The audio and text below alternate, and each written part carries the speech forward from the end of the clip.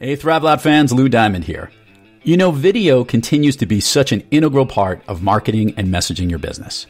And many entrepreneurs and small businesses are a bit uncertain, even confused, about how to best create and deploy videos for their websites, YouTube channels, and social media sites. If you fall into this category, I have one word for you: AIMeCast. Join the millions of businesses, photographers, and families who use the power of video to share what matters most to them. Whether it's marketing videos for your business, slideshow videos for photography, or even slideshow compilations of family pictures, anyone can make great videos with AIMeCast. If you've been a regular listener, you heard AIMeCast's co-founder, Jason Shao, on the program share his story and how his company is helping so many people incorporate video into their messaging. After that episode aired, we had listeners, former Thrive Loud guests, and even yours truly use AIMeCast to help create effective marketing videos. So head over to AIMeCast.com, click the Get Started button, and use the promo code THRIVELOUD to get an additional savings. That's AIMeCast, AIMeCast. Make great videos easily. You don't need to play it safe. This was spectacular. I'm going to be really honest, so I hope you don't mind. Yeah, that's what we want. And there will be bumps in the road. There will be twists and turns. You needed moxie on the floor and volume. It's the results and the connections and the improvement, the impact we have on other people's life. And that's when life becomes exciting. Who do you turn to personally to get back on the thriving track? I was really interested in how the world works. Thanks for the great introduction. It was really very simple. I just read part of your bio. Be brief, be bright, be gone. Get ready to thrive loud with Lou Diamond.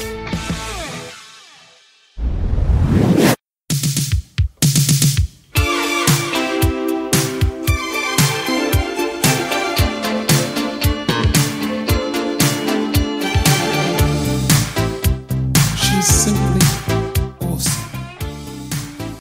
Welcome, everyone, to another episode of Thrive Loud with Lou Diamond, connecting you to the most inspiring and amazing people that are thriving each and every day. I'm your host, Lou Diamond. Today on Thrive Loud, we have a man who has been involved in the entertainment industry for 20 years and has extensive experience in production, corporate operations, and business development. He currently is the CEO and founder of AIMeCast, a company that is redefining mobile entertainment. Thrive Loud listeners, I bring you Steve Rimland. Steve, welcome to Thrive Loud. Hey, thanks for having me, Lou. It's totally my pleasure. We had the opportunity to meet through a lot of my very well-connected master connectors, and I got a chance to see what your company is all about and some of your new technologies, and this is an interesting platform. Speaking as someone who is a podcast host and creates content and has websites and videos, when I had an opportunity to see what you're doing, I thought it was really good. Then I heard what your journey and where you come from, and I figured that was something worth sharing to the Thrive Loud fans. So, Steve, if you could, give us a little bit of your journey on how we got to where we are today, and I'll interject accordingly. Sound good? Yeah, sure, absolutely. Okay. So I came up through the music ranks, as you've said. I started playing piano from when I was about 4 or 5 years old. Oh, wow. Went to Juilliard Prep School in the city. Went to Eastman School of Music for piano and composition. Got out. Classically trained, I guess? I am classically trained, okay. Jazz trained, classically trained, which set me up for the pop field. I was always into computers and MIDI. Right. When MIDI first came on the scene. And I ended up, interesting story, coming from a writing background, I ended up, when I got back to the city, I grew up in Connecticut, but outside of New Haven. But when I got back to the city, I started in my first job, I found in the Village Voice someone that needed music for their fashion videos. So I said, okay. perfect job for me. I went in, played him some of the stuff that I had written, and he's like, this is going to be great. We just need the music. Perfect. Came in the next day, started, and basically I was writing pretty quickly, and all the stuff was great. The client liked all the stuff. After the first day, he said to me, you know, you're too good for this. I said, what do you mean? He said, you do this so fast. And he's like, you need to go on to bigger things. Right. I said, I've only been here one day. Am I fired? He's like, no, on the contrary, I'm going to introduce you to Bobby Nathan, who started Unique Recording Studios. So if you don't remember Unique Recording, or I'll just give you a little bit of history of Unique Recording, they had the most MIDI equipment in the world in their studio. They had that studio called MIDI City. Okay. Every artist, keyboard player, producer wanted to work at Unique because of all the equipment that they had. Okay. So they were written up in all the Keyboard Magazine, Mix Magazine, and all that stuff. So for me, that was like, whoa, I'm going to Unique Recording. How? It was like a candy store. Right. It was exactly a candy store. I walked in there that same day, and Bobby Nathan was in the middle of an argument. I didn't know it was Bobby, but I heard a lot of yelling from the reception area that I was sitting in. Uh-huh. This guy gets thrown out of the studio. He looks at me and he's like, "Who are you?" And I said, I'm here to meet Bobby Nathan. He goes, "That's me." So I said, all right. He took me back to his office. He said, do you program and all the stuff? And I said, yeah, sure. Why not? And how old were you at this time? I was probably like 20. Okay, so early stages. 20, 21, just out of college. And said, yeah, I program. He goes, great. He said, here's a Fairlight synthesizer. Which I guess is a serious. You only dream about these synthesizers. It was a Fairlight and the Synclav at the time. Okay. And he's like, you need to be ready for session tomorrow. I said, no problem. So after figuring a couple hours on how to turn the thing on and get it to work, my first session was with Steve Winwood back in the High Life. Oh, my God. Fairlight, yeah. That's crazy. So, and that really set up my career. You know, you're right place, right time. Right. Just all the stars aligned, you know, God giving you his blessing, and then boom. Did you get to tour as well, or was it just studio? I did. I toured with a lot of artists. I played with a lot of artists. I mean, from there it took me to work with, you name it. I mean, every famous major artist. I was also signed by Phil Collins and Peter Gabriel's company called Hit and Run Music. Oh, wow. Tony Smith, who managed Genesis and Phil Collins, and you know everybody else signed me. I was the first writer to get signed in America. Oh, wow. By them. Wrote a lot of hit songs, and then you know, eventually ended up with my own album deal. Mojo, who was the DJ at the Palladium in New York City at the time. Oh, my goodness, and also a DJ on Hot 97. Right. We started something called Enchanted, which took my classical background, combined it with his hip-hop and beats and dance music sensibilities, put his wife on it, Dana, who was a singer, and we combined her with chanters, Gregorian chanters. Wow.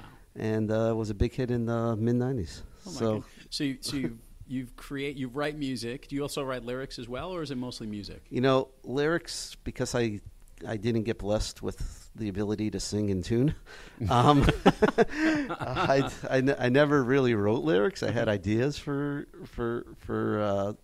you know, what the song should be, but no, I collaborated with a lot of. But you composed and produced. I composed and produced. I played. I programmed.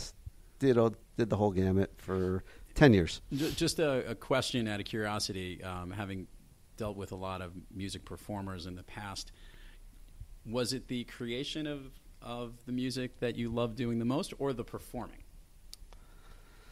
So both. Okay. Right. Composing is just the most amazing experience, and you know that brings me back to, you know, kind of like my philosophy of life is that, you know, we're all here to create. I think that, you know, the meaning of life, and you can find meaning and purpose in life, is if you create. I was fortunate to learn from, you know, composers from, you know, Bach all the way on up, right? And you really don't, you create, but how you create isn't what you think you create. So what I mean by that is that, you know, my first composition teacher told me that, you know, Steve, there's only 12 notes. It's all how you combine them. Right. And, you know, he was right. There is only 12 notes, and it's all how you combine them and arrange them. But, you know, what you do, or what people invariably did, you know, all the way from the history of time, is someone has one idea, and then you keep expanding on that idea. So you have Bach, and then you have Haydn, then you have Mozart. Then you have Beethoven, right? And then Beethoven said, well, let's put trombones, and he was the first composer to put trombones in a symphony. Right. Then it keeps going on. And, that's how things evolve in life. But I believe everybody creates by combining things. And it's the ability to combine these things and make something new that is really, I think, the fun part of everything. Oh, I like that. And that falls in line with a lot of things I talk about a lot, which is about connecting. And what you're actually doing from a music point of view is taking the content, the notes, the things you're putting together and adding it. I love the description of, dealing with modern DJ, classical music, and then vocals and putting it together, create a great production. Yeah, and I learned that. I'm sorry. Yeah. I learned that. I'll just give you just a very simple example. So I worked on this song called Caribbean Queen, Billy Ocean. Very familiar with it. Okay. So the producer, he's since passed away. His last name was Diamond. No relation to me. No relation to you. No. I'll think of him in a second, but his last name is Diamond. And you're getting me mixed up because yours is Lou, but his wasn't Lou. But anyway, the funny thing is, they come in with an idea. They say, you know what, I want the bass line from Billie Jean. I want the drum beat from this song, and boom. So if you listen to Caribbean Queen, it's really Billie Jean. I'm going to have to play it back. We now know the music that we're going to play at the intro of this episode, by the way. So if you listen to Billie Jean, yeah, it goes bum bum bum bum bum bum bum bum bum bum bum bum bum bum bum bum bum bum bum. Oh, it's the same way Caribbean Queen starts. And a lot of people made hit songs, by doing just that. Taking a bass line from another song, taking a drum beat from another song, combining it together, taking a guitar part from here. And it's that familiarity of it that, boom, just sends it through. There's some, I've seen it, it's a viral thing on social media. There's some guy that says if you take those 4 chords or whatever it is and you put it in the combination, and he plays the history of music, like from the Beatles to today, all those songs and however many there were. I forgot what they were, but it's true. You're probably right. There's something that we like, that we're all, there's a commonality to all those things within it. So I've always found this interesting. People who are artists and creators eventually find themselves moving from that aspect of line of work and start new things and try to get into the lines of business. And that's something that you've been embarking upon. So give us a little bit of that extra step to understand from being in the music industry to now starting to jump forward and look into being a business leader and trying to utilize your skills and your familiarity with other types of content. So sure. So I went from that I pioneered the enhanced CD technology for the music industry, and really opened up a whole new revenue stream for the music industry. And by chance, I was in, again, the right place at the right time, where I wanted to connect artists directly with their fans. So when there was a CD and you put your CD into the computer, there was all the videos on that. But really, it offered another revenue opportunity to be able to take internet service providers like an AOL and Earthlink and put them on an artist disc and create a whole new revenue stream for the artist. So one of the successful enhanced CDs created that I created and worked on was Wu-Tang Clan, Wu-Tang Forever album. AOL became the partner on that album. Okay. From there, BMG bought 50% of AOL in Europe and 5% of AOL here in America right off that album, and opened up a tremendous revenue stream for the record label, for the artist, and partly for myself. So they were paying on disc shipped, disc bought, and signups, whether free trial signups. So $25 for everyone that free trial signed up. Wow. There was over 250,000 people that. Oh my goodness! That signed up to that. This was back when, the late 90s, early 2000s. Okay. Yeah, late 90s. So from there, I got a lot of recognition. I was on CNBC. I was in the Journal, and Jimmy Iovine called me up and said, come out here and do this for me. So, why I'm telling you this story is that, he was an example of a guitar player and a producer that really succeeded in the business realm. Before that, I was working with some very good people. Strauss Zelnick, who was running BFG at the time, now Take-Two Interactive, done very well. Kevin Conroy, has done very well. I was learning from a bunch of them. Steve Rifkind, who started Loud Records, who, if it wasn't for him, there would probably not be many enhanced CDs in the marketplace today. Took the shot. The first enhanced CD was a miserable failure with a group that got a little upset, and you don't want to get these guys upset. It was Mobb Deep. They didn't tell you that when you were making the enhanced CD that it didn't work in certain car stereo players, and everybody, played the CDs at the time in their cars. Their manager had one of the players that didn't play the music. So he was putting his artist album into his car, and it wouldn't play. That was a funny thing. A little nerve-wracking at the time, but we fixed that problem. There was no drive-by shootings or anything of that nature. Okay, the whole thing I learned with new technology, don't jump on it right away till all the bugs are ironed out. But I learned through Jimmy a lot. I saw, I got to sit in a lot of meetings. I was working in my position, which was new media, but was really business development. Bringing in deals to artists, working with Steve Berman and Jimmy was just an amazing experience. And then Vivendi ended up buying Universal. Okay. And Messier, when they bought the company, wanted me to go out to L.A. and run all the digital for Universal.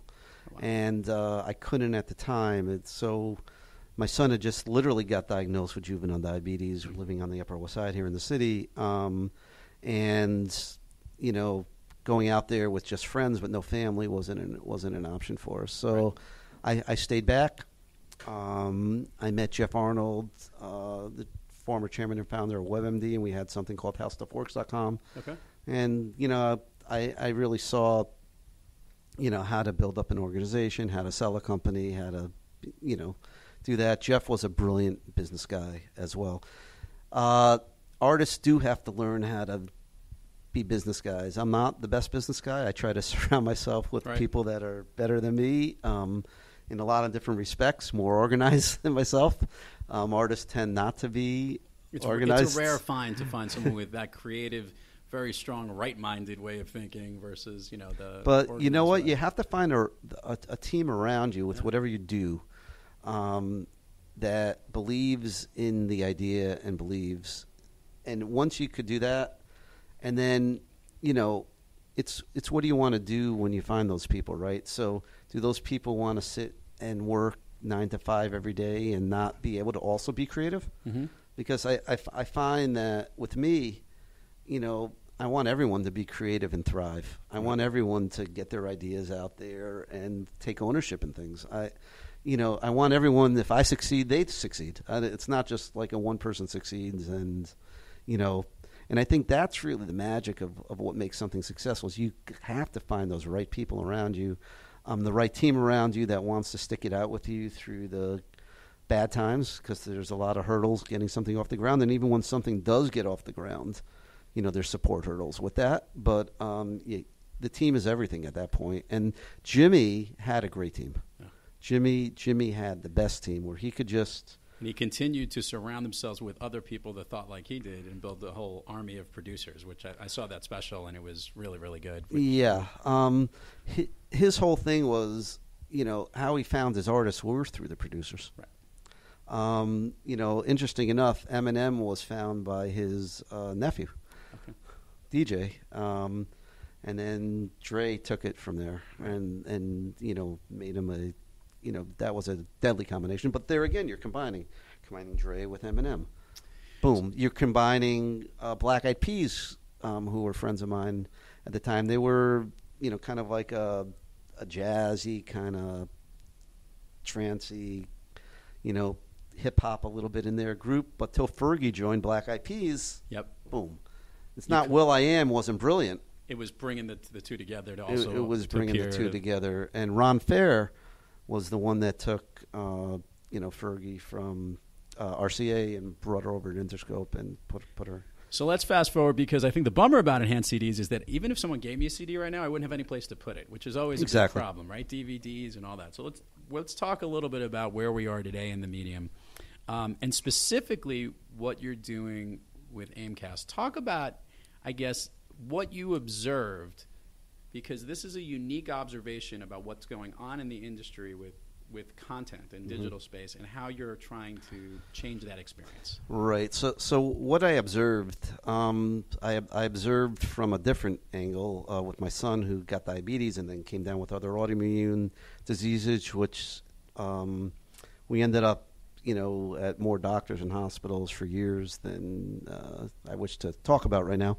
But I observed in that industry that, it was disrupting like the music industry was when Napster came out on the scene. The pharma industry is absolutely disrupting. When you see disruption, there's opportunity. Right. And the opportunity I saw in the pharma industry was more from research and development and people to be able to collaborate with each other. We live today in a world where you need to learn by watching. I mean, YouTube, the most searched thing on YouTube is how-to, right? And it's not the entertainment. And, everyone wants to learn by watching. And what I also decided to do is then you could look at podcasting and you could say, okay, wow, all these people are listening to podcasts. Why? Because you can multitask when you listen to a podcast. Correct. It's a great medium. I could stream it in my car. I could pick up where I left off. It's simple. It's quick. I could download it. Boom, boom, boom. But what happens if you take a Netflix model, you put it into a podcasting formula, you secure it, and you make it for enterprise companies so that companies now could use this? And the first company that I was fortunate to get into, again, was Johnson & Johnson. Right. And today we're working with 27 different divisions.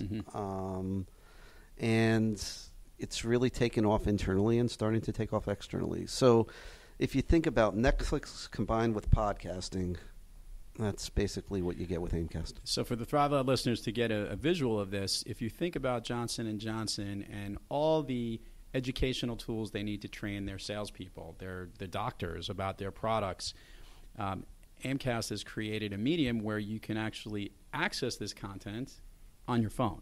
Yes. And they've created similar to as if you listen to any of the, we promote Overcast or iTunes and all the places to listen to our podcast. Well, imagine in a corporation, AIMeCast has it set up, in this case for Johnson & Johnson, their specific platform and their specific divisions. Absolutely. We just power it. It's their content, and we just power it. So you're powering this and creating the platform, if you would, and enabling people to put their content in this, which actually makes perfect sense now learning all about you, that's what you've been about all the time. You've been coming together and figuring out how to bring the content together, whether you create it and mix it together or being able to produce it. So here you are taking your years of expertise in the music industry and making it on all the different forms of content as we absorb and utilize it today. Pretty cool. That's exactly right. And the bigger idea of really where we see this platform going is there's two facets to it. One, you have to be able to target, control, and deliver your content. So this platform allows you to target, control, and deliver this to separate groups, segmenting groups all over the country, all over the world, and different doctor groups, even to the level that experience plays into it, where you can't give the same content to a doctor that has 12 years of experience or has 1 or has 3. Right. It's just different levels, and they can't all see the same thing, even though, let's just say, they're knee surgeons or hip surgeons or orthopedic surgeons. You have to cater to where they are in their particular professional career. This enables you to do that from one place in a simple way. And in addition, it enables you to have security on top of all of it. So where versus the YouTube model where, hey, anyone could learn. I went onto YouTube the other day to figure out how I had to hook up a new microphone that I had and link it to certain software. That's great. That's open for the masses. But whether it's a doctor trying to do a certain surgery or it's a pharmaceutical salesperson understanding all the causes, all the effects about a certain new prescription or drug, that stuff might be proprietary and very specific. You want to have a secure platform where people can view that. Absolutely. And so there's two things. That's great that you said that. So there's two things that we should keep in mind. The other thing that this platform gives you is the rich analytics behind it. So we could tell you who watched, who looked, who listened, how long, where, when, what device, all those great analytics that YouTube doesn't give you, that iTunes doesn't give you. Who's your listener? You don't really know who your listener is unless you have them subscribe somewhere else. Right. But, then it's kind of like, well, I got to use this platform to get them onto that platform. Here we've got it all in one place for you. The other thing that you said, which is interesting about YouTube, is that YouTube, for you to find that video that you were looking for, I don't know how long it took you, but YouTube is not a curated playground. Right. All this content here, by virtue of where it's coming from, is curated. So curation, I believe, is a big part, and that's actually was a big part in the music, right? Because, I used to have a phrase that kind of fell off when I started this about 3 years ago, which is, doctors are your DJ. It's that's good. You still need the DJs, and this was another thing from Jimmy. You can have all the stuff out there on Napster you want, but people want playlists. Right. And you're still going to need that DJ to curate that playlist. So what's great is to find new things, right? Yeah. Right. You're creating the platform with AIMeCast for them to utilize it, and your clients, the Johnson & Johnsons, universities, other companies, are really helping to define what those playlists are. They get to be the DJs. That's exactly right. All right. I like this this analogy here. Just a couple of questions here. We love to ask entrepreneurs like yourself, someone who's been successful throughout your life. Look, you've been in the right place in the right time in a lot of different ways, and that's awesome. And here you're taking it to the next level. But every one of us has off days. When you personally have trouble thriving, who or what practice do you seek out to get back on the thriving track? So, that's. I was reading something interesting the other day that there's it's about 86,000 seconds in a day, and what I try to do with my life, from when I get up, and I attempt to do this throughout my day, is one, I kind of don't want to be around drama. I've had it. No drama. I have no patience for it. I want to be around people that appreciate what they have, not complain about what they have. I want to be about people that give. I don't want to be around people that just take. And I try to give, because if you're ever in a rut, most people don't understand why they're in the rut. It's easy to give. Now, people say, oh, okay, well, all right, I'll give money or I can't give money. But it's not even about giving money. You could give a smile to somebody, right? You could walk down the street, get out of here. You could just smile. You could change someone's day. And I think it's how you become happy and get yourself out of these doldrums and these ruts that we keep falling back into all the time, is to give and make somebody else happy. Because that's how I think, you really find happiness, is when you could give to somebody else, see them excited. That brings a lot of joy into your life. I like that a lot. And I think that getting to only know you for a couple of seconds here, I could see how that's an important part of how this is going to be successful by the people you surround yourself with and what you value.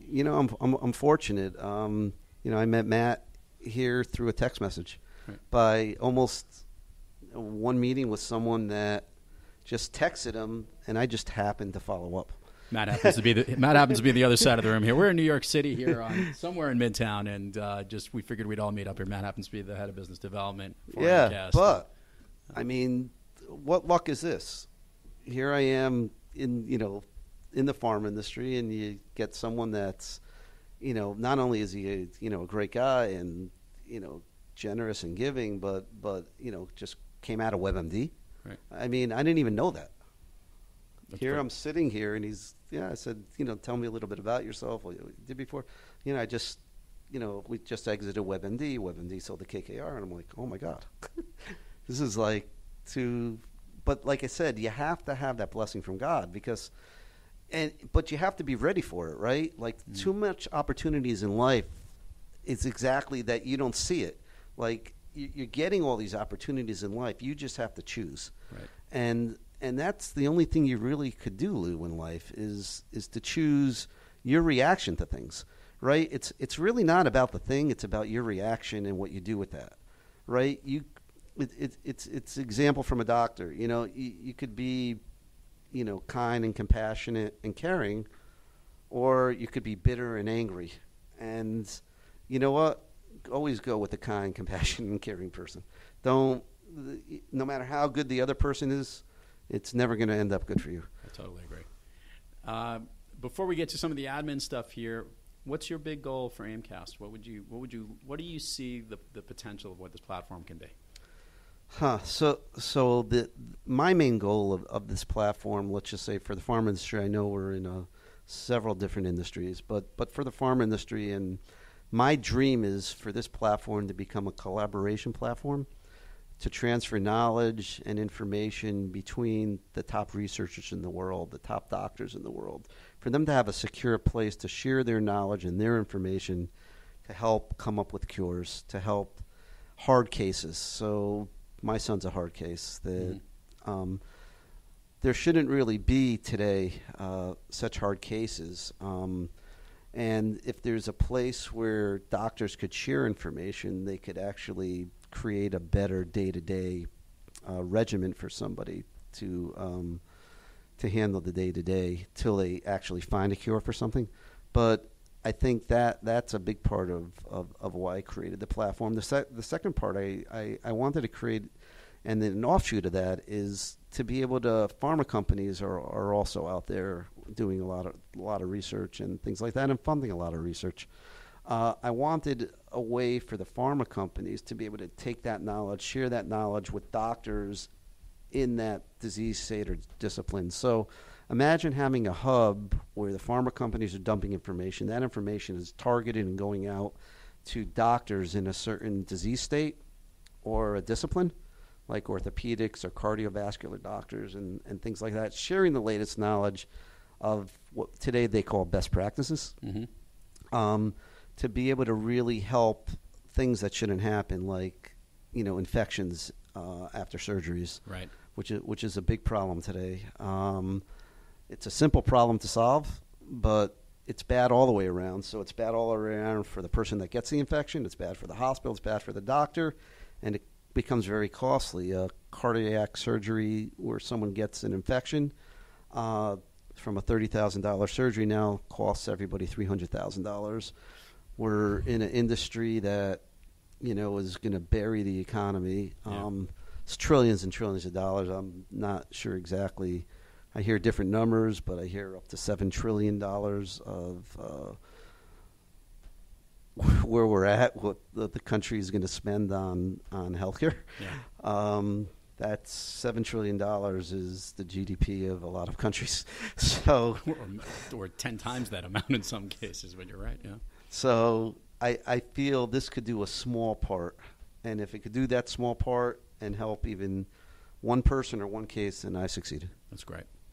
We're going to give all the show notes and information about Steve and AIMeCast, but we have an email, right, that we're going to link people to get information. Yeah, about. Sure. So thriveloud@aimecast.com. That would be very easy. We'll be able to figure that one out. Yep. And we'll put all the social media info for AIMeCast and for Steve on the links as well. Steve, before we go here, I got to ask the signature Thrive Loud question here. What's your all-time favorite movie? You know, that's a difficult one. My all-time favorite movie. I would have to say I like The Godfather. All right. You're in good company, by the way. I like it. You know what it is? I like the whole aspect of it because it's you know, you have, you know, a lot of immigrants here trying to find their way, trying to make their way. At the end of the day, I think the movie is very real, but at the end of the day, it's it's immigrants trying to forge and make their way, and we see it here today, and it's always going to be here.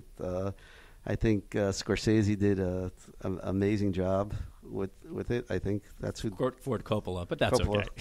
Okay. They're all Italian. It's all the same. I was testing you. No, actually, no. He's and then he went into wine. That's right. Yeah, and now he has his own vineyard. Francis Ford Coppola Vineyards. Yeah, in no, Napa. he did. Really nice. He did very well. But no, that trilogy is just a work of art. It really is. It's amazing. I could just keep watching it and watching it and watching it. It's one of those that it doesn't matter what point it's in, you could just dive right into it. Yeah. Steve Rimland, this has been a ton of fun. Continued success for AIMeCast. Best of luck to your son as well. Hope he feels better. Thank you. And thanks for coming on Thrive Loud. Thanks for having me.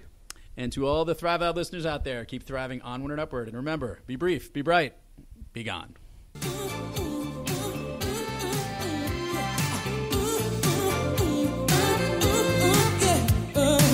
She's the queen, my Caribbean queen.